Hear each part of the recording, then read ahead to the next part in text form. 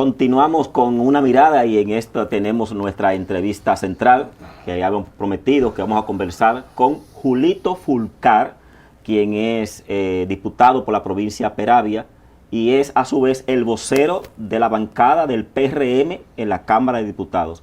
Con él estaremos conversando sobre la agenda legislativa, pero también aprovecharemos su presencia aquí para que hablemos un poco de política.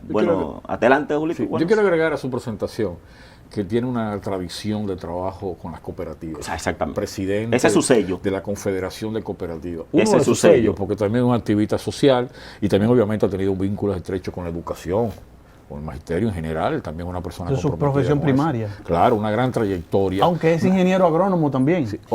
Exacto, una gran trayectoria social, sacando datos, política, y ahora obviamente le toca en la gestión de Estado, en su segundo periodo como legislador. Y hay una cosa de la cual él dice que baila bueno también. Ajá, sí, esa no me la sabía. Dice él. Esa no me la sabía. A propósito de que estamos en diciembre. Que estamos en diciembre. Y un servidor público de juicio equilibrado. A mí sí, yo siempre he simpatizado con la modalidad. Sosegado, tranquilo. Bienvenido, hermano. Bienvenido, hermano. De su casa, de su casa. No, yo estoy contento de estar aquí en mi casa, sentadito. Qué bueno, qué bueno. Hermano, ¿cómo va la agenda legislativa? ¿Cómo se desempeña el Partido Revolucionario Moderno? Sí.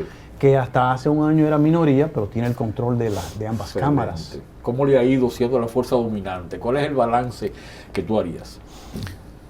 Mira, nosotros en este Julito, no es fácil ser gobierno. No es fácil, no es fácil.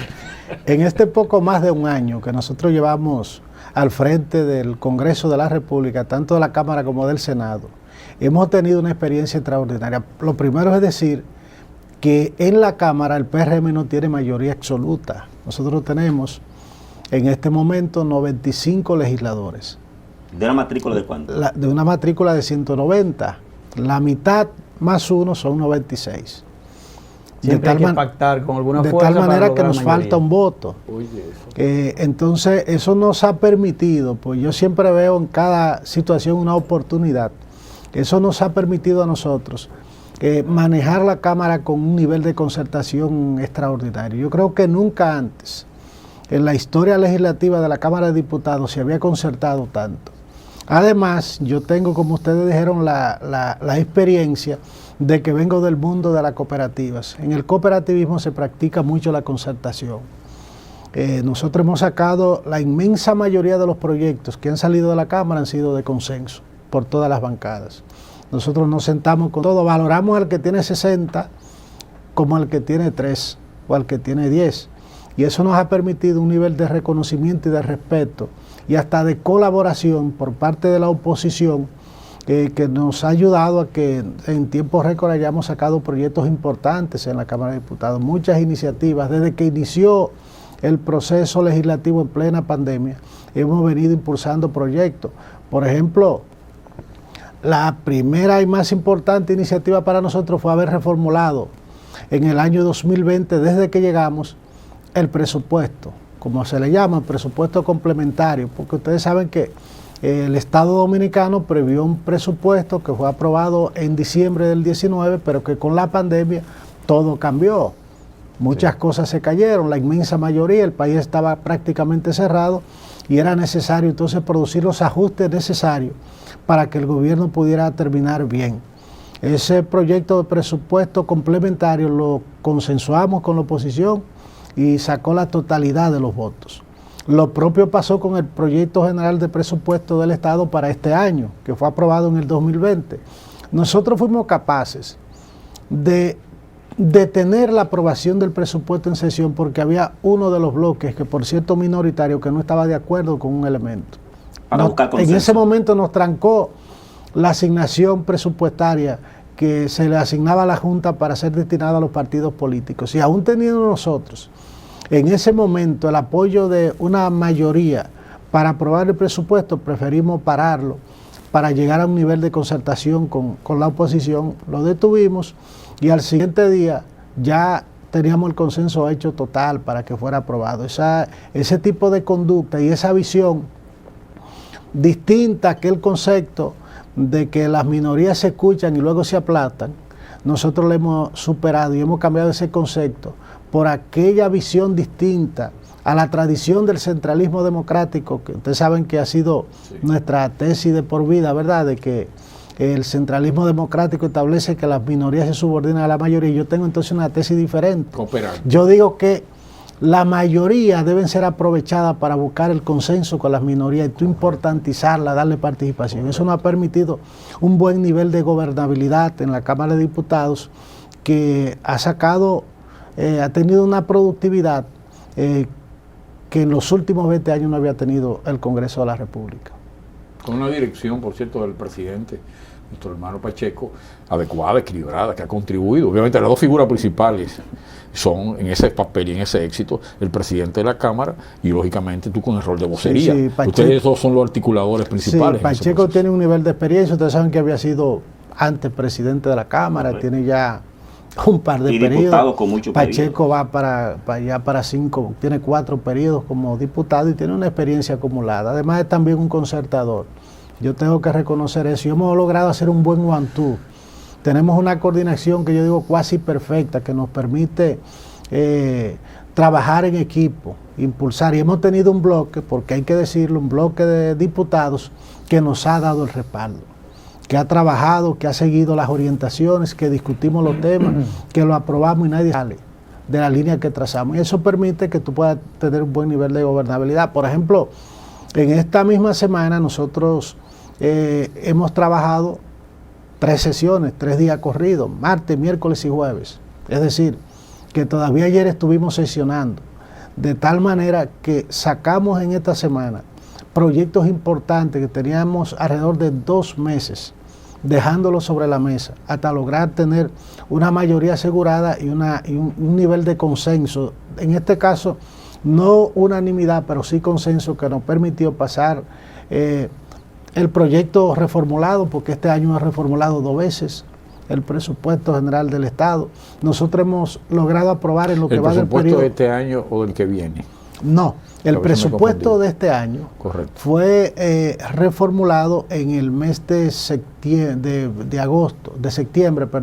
y ahora de nuevo, porque el gobierno dominicano, por un lado, ha aumentado significativamente las recaudaciones en la DGI, a través de la DGI y a través de la propia Dirección de Aduanas, y en otros casos habían partidas que estaban asignadas a instituciones que no iban a ser utilizadas por diferentes razones. Por ejemplo, quedaba una partida pendiente en el Ministerio de Salud para el tema de compra de vacunas, que ya no es necesario. Claro. Para poder utilizar ese dinero en otra institución o en otra área, tenía que haber una ley que replanteara, que reorientara, que reorganizara el presupuesto, y lo aprobamos. Aprobamos 2 empréstitos más que estaban pendientes de aprobación. Hemos aprobado en lo que llevamos de gestión 13 políticas de alianza público-privada que ha emitido el Ejecutivo. Aprobamos el tema de la prohibición del matrimonio infantil, lo aprobamos de consenso, y un sinnúmero de iniciativas que sobrepasan las 100 iniciativas aprobadas en lo que va del periodo. A propósito, Julito, de esos empréstitos que tú has planteado, la oposición, ¿verdad?, los acusa a ustedes de una carrera desenfrenada de empréstitos, diciendo que esa misma acusación la hacían ustedes anteriormente cuando eran oposición a ellos que estaban gobernando. ¿Cuál es la realidad de esta acusación que hace la oposición de esa carrera de empréstitos que tiene el Congreso en este momento? Bueno, lo primero que tenemos que decir es que de todos los empréstitos que hemos aprobado en esta gestión, el 80% fueron negociados por la administración anterior. Si usted va sobre la mesa y analiza las fechas de concertación de esos empréstitos, usted se va a dar cuenta que el 80% fueron gestionados y dejados sobre la mesa por la administración anterior, y nosotros lo que hemos hecho es dar continuidad de Estado. Pero además hay que decir que el gobierno del PRM encontró el país cerrado, en una situación económica calamitosa, catastrófica, consecuencia de que se habían caído la inmensa mayoría de las actividades productivas del país, y es necesario que el país siga caminando. Si no recurríamos a los empréstitos, no podíamos atender la inmensa mayoría de las necesidades y la demanda del Estado. De hecho, yo quiero decirle que el gobierno no ha logrado ejecutar su programa de gobierno tal cual lo presentó al electorado, porque la realidad en la que elaboramos el programa de gobierno cambió drásticamente con el tema poder de la pandemia. Correcto. Ahora ha habido que concentrarse en trabajar sobre esta situación, sobre esta nueva modalidad que estamos viviendo en la República Dominicana y en el mundo. Y ello implicó que mientras estuvimos la economía prácticamente en el suelo, había que recurrir a los empréstitos para poder sostener el país. Tanto sacrificio que hubo que hacer con la parte de las políticas sociales, cuando la inmensa mayoría de las empresas privadas cerraron sus puertas y el gobierno tuvo que auxiliar a los trabajadores, entonces era necesario de alguna manera buscar el dinero. Pero gracias a Dios ya las cosas van cambiando y yo pienso que la curva de endeudamiento va a ir disminuyendo. De hecho, el proyecto general de presupuesto que estamos discutiendo en este momento para el año 2022 tiene una previsión de un déficit mucho menor que el del año actual. De tal manera, sin aumento de impuestos. Sin aumento de impuestos, porque recuerden que el presidente de la República retiró aquella propuesta que había lanzado públicamente de la reforma fiscal, consecuencia de la reacción que tuvo la sociedad dominicana, que hay que atender en cada momento. Eso es un gran logro, eso es un gran logro. Claro. Diputado, por años la República Dominicana ha entrado en una especie de desfase legal presupuestario que lacera la institucionalidad, y me explico. La ley, por ejemplo, 194-04 del Ministerio Público y la Cámara de Cuentas establece un 4.1% para ese sector. La Estrategia Nacional de Desarrollo establece una gradualidad en el incremento de los recursos para educación. Por ejemplo, debió haber estado en el año 2015 en un 5%.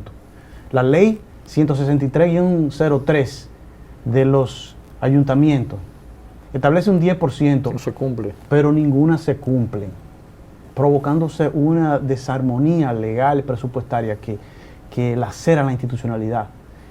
¿Piensa o tiene la bancada PRMista en planes ajustar, sincerizar esta legislación a fin de que no sigamos incumpliendo las leyes y lleguemos a un estado incumplidor y faltador de la... Yo sé que el presidente Abinader aumentó, por ejemplo, este año una partida importante a los ayuntamientos, pero ni se acerca al 50% de lo que dice la ley.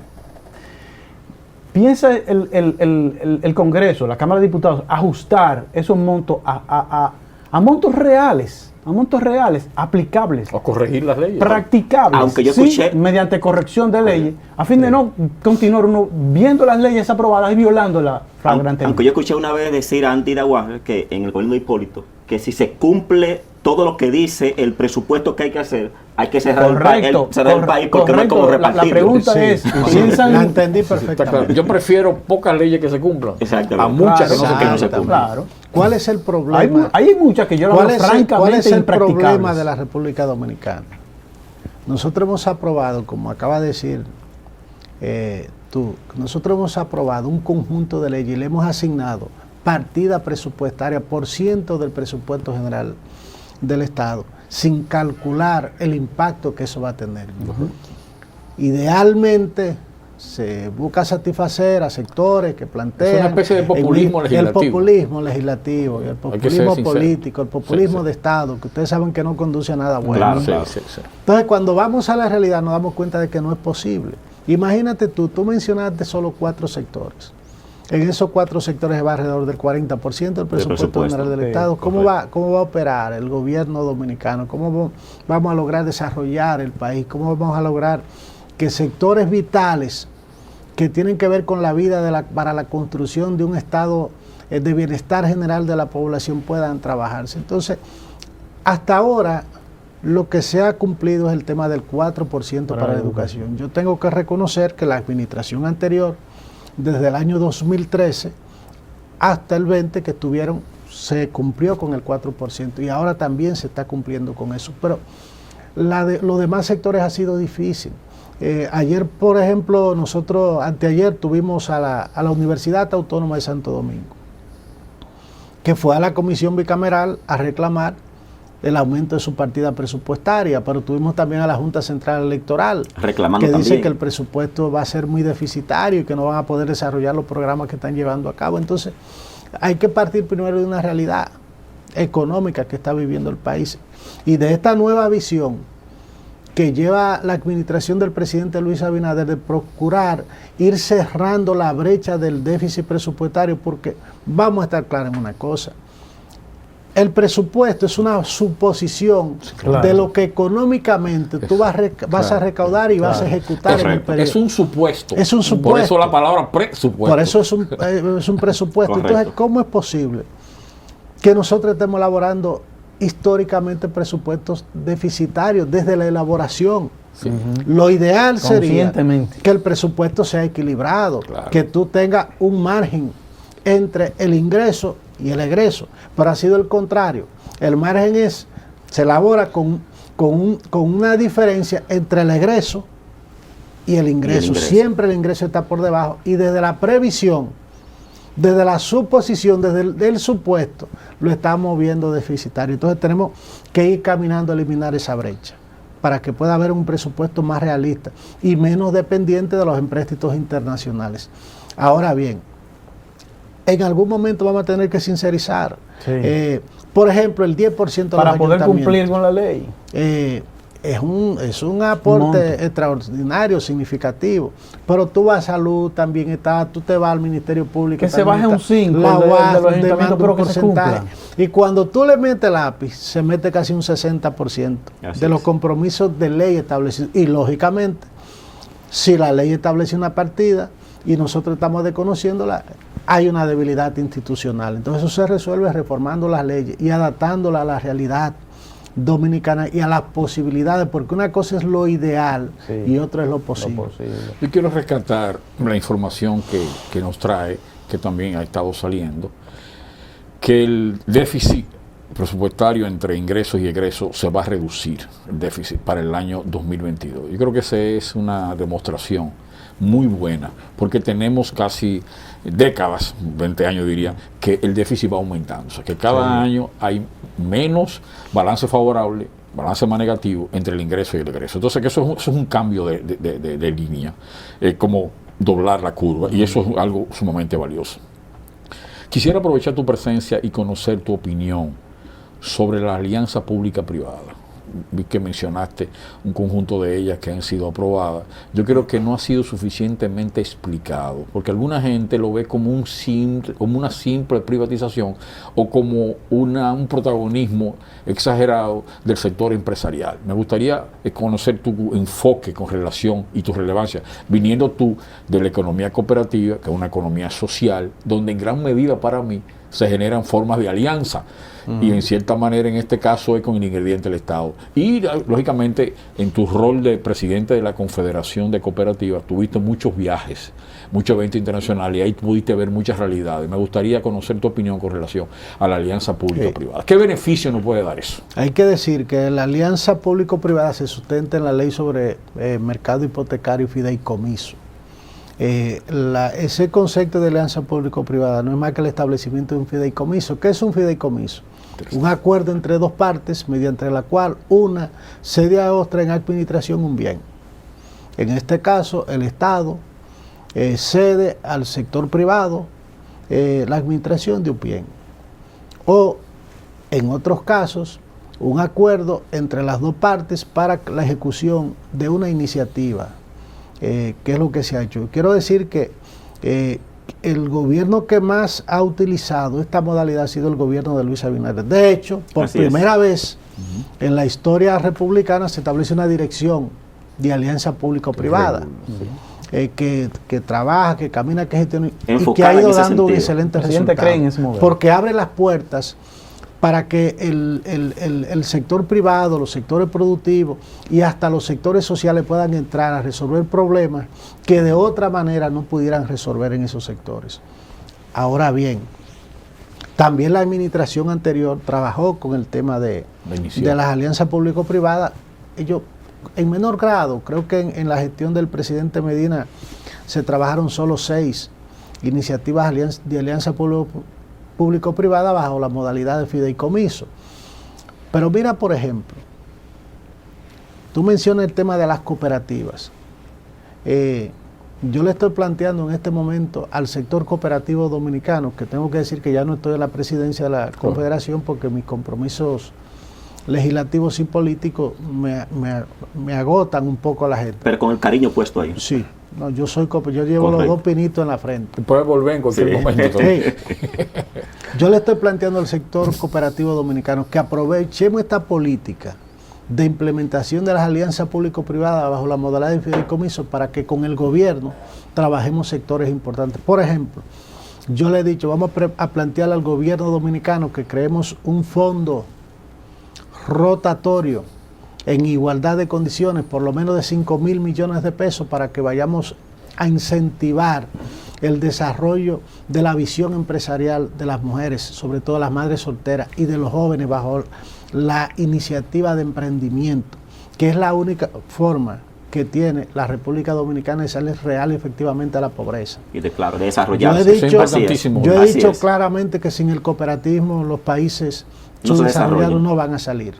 Porque las micro, pequeñas y medianas empresas, por la realidad de este mercado, se les hace muy difícil subsistir.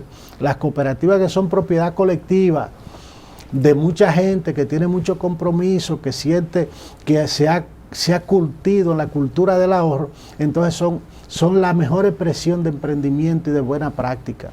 No solo en la República Dominicana, sino en el mundo. Entonces, estoy planteando esto. ¿En qué etapa está esa propuesta? ¿En qué etapa está? ¿Elaborando? Está trabajando el sector cooperativo la idea de la propuesta, porque de hecho... O sea, que se hará en el 2022 la propuesta. Ya hemos tenido 2 reuniones importantes con el presidente de la República, y él está esperando la propuesta. Y la otra que le estoy diciendo, vamos a hacerle una apuesta al tema de la solución del déficit habitacional, por lo menos de un buen segmento de la población, a través de ese concepto de alianza público-privada, en que aprovechamos las facilidades que está otorgando el Estado en este momento y le resolvemos a nuestros asociados un problema fundamental. Y un elemento muy importante de ese concepto de la alianza público-privada y del fideicomiso es que tú entras y tú no estás utilizando dinero propiamente del Estado, del presupuesto general del Estado, sino el sector privado está generando sus recursos para desarrollar esas iniciativas. Julio, una pregunta. ¿Qué van a encontrar, qué pueden esperar las feministas sobre el Código Penal que está en sus manos, ya aprobado en el Senado? ¿Qué respuesta ustedes le van a dar? ¿Qué podrán ellos encontrar? Y para complementar con otra pregunta, las condiciones que ustedes obtuvieron como PRM en julio, cuando ganaron las elecciones, un país volcado en contra de sacar a un partido, una Plaza La Bandera que se convirtió en aliado, y hoy hay una respuesta que se siente un poquito distante, que con aliados fundamentales que tuvieron se han ido desprendiendo. ¿Creen ustedes que las condiciones para continuar se están dando en función de la situación como ustedes la están manejando? Mira, con el Código Penal, que por cierto comenzamos a leerlo el pasado miércoles, ya en el hemiciclo, y que va a ser probablemente ya aprobado la próxima semana, es una primicia que le estoy dando. Casi seguro la próxima semana lo aprobamos. Nosotros hemos tenido una realidad. El Congreso de la República lleva 22 años dándole vueltas al Código Penal. Se aprueba en la Cámara, se rechaza en el Senado, se aprueba en el Senado, se rechaza en la Cámara. Nos ponemos de acuerdo en el Congreso, lo observa el Poder Ejecutivo y no hemos podido salir porque el país está dividido en 2 mitades con el tema de las causales. Yo soy depositario de las causales. Yo creo en las causales y defiendo, y las defendí en el hemiciclo. Ahora, hay un elemento constitucional. El artículo 37 tiene una traba. Si aprobamos el Código Penal con las causales, la van a recurrir ante el Tribunal Constitucional y le van a dar ganancia de caso y no vamos a tener código. Y el código es más que causales, va mucho más allá de las causales. Entonces tenemos que superar un código centenario que representa un nivel de obsolescencia, de intrascendencia, de anacronismo que hoy resulta en una retranca para la aplicación de justicia eficiente en la República Dominicana. Y por ello hay que aprobar el código. Ahora bien, hay 2 iniciativas legislativas depositadas en la Cámara de Diputados que están en discusión en este momento. En primer lugar, una iniciativa de un proyecto de ley exclusivo con las causales, que fue sometido por el diputado de la Fuerza del Pueblo, Rubén Maldonado. Y en segundo lugar, la ley de referéndum, que fue una iniciativa del Ejecutivo sometida que nos va a permitir a nosotros hacer una consulta. Y hay gente que dice, pero te van a consultar sobre los derechos, pero no son los derechos que vamos a consultar. Vamos a consultar qué es lo que quiere la gente para que entonces el Congreso pueda, sobre una base más objetiva, terminar esta discusión. Porque yo quiero decirle que así como el país está dividido, el Congreso de la República está dividido a tal punto que los partidos políticos mayoritarios no han podido trazar una línea radical con una posición para que sus legisladores la asuman de manera unánime, porque hay opiniones muy divididas. Con el tema de la valoración que tiene la población, lo que nosotros hemos visto es lo que el presidente Luis Abinader sigue teniendo una aceptación extraordinaria, que está sobre el 80% de aceptación en este momento. El nivel de transparencia y eficiencia con que se ha venido manejando esta administración, esa visión del presidente de la República de designar una Procuraduría General independiente, todavía no un Ministerio Público Independiente, sí. No hay un Ministerio Público Independiente, hay una Procuraduría General Independiente, ha posibilitado que puedan obrar con niveles de independencia y que se esté persiguiendo la corrupción del pasado y la presente, porque yo declaraba en estos días, ante una reacción de los PLDistas que decían que la persecución a la corrupción era selectiva, que no, porque en este gobierno, de esta administración, tenemos funcionarios encausados y detenidos, claro, que ha sido iniciativa tomada por el propio gobierno, a sus propios compañeros, como una señal inequívoca de que metió la mano, hay que cortarle los dedos, porque aquí hay que acabar con este drama de la corrupción que tanto dinero se ha llevado en el bolsillo de un puñado de malos dominicanos y dominicanas que han creído que van a la administración pública a resolver en 2 días lo que no pudieron resolver en su vida. Muchísimas gracias. Se nos acabó el tiempo. Quedamos entonces en una próxima entrevista para tratar temas. Queremos hablar de la provincia también y de sus expectativas. Correcto. Yo solo decirle que en buen dominicano, si los ciudadanos y las ciudadanas valoran a plenitud la magnitud de lo que está haciendo el presidente, que trabaja 17 horas y con la transparencia y eficiencia con lo que está haciendo, Luis Abinader debería ser reelecto en el 24 de consenso en la República Dominicana. Terminamos esta mirada del día de hoy. Caliente terminó con ese titular, terminamos. Ahí hay 3 titulares, yo vi. Buen resto del día y de semana y a celebrar la Navidad.